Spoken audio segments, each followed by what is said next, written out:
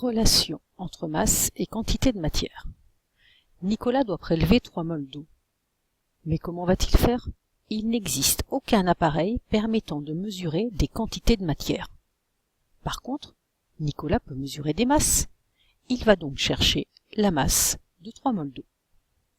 Il connaît la masse d'une mol d'eau, sa masse molaire. Cette masse est égale à 18 grammes par mol. Comme il doit prélever 3 mols d'eau, chacune pesant 18 grammes, la masse totale à prélever sera de 3 fois 18 grammes, 54 grammes.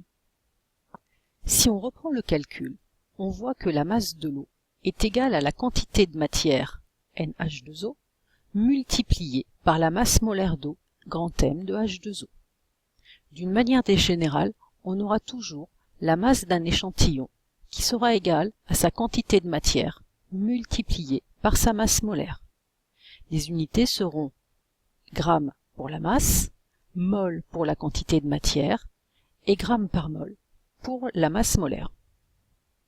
De la même manière, on va chercher à déterminer la quantité de matière à partir d'une masse. Par exemple, pour une masse d'eau de 110 grammes. On sait qu'une mol a une masse de 18 grammes, c'est sa masse molaire.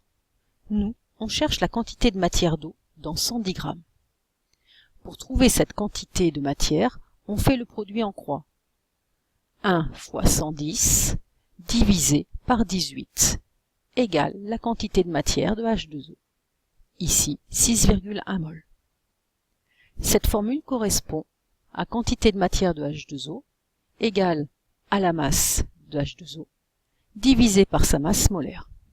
Là encore, d'une manière générale, nous aurons quantité de matière d'une espèce chimique égale sa masse dans un échantillon divisé par la masse molaire. Avec toujours les mêmes unités, quantité de matière en mol, masse en grammes, masse molaire en grammes par mol. Pour résumer, voici un tableau récapitulatif de ce que vous devez savoir.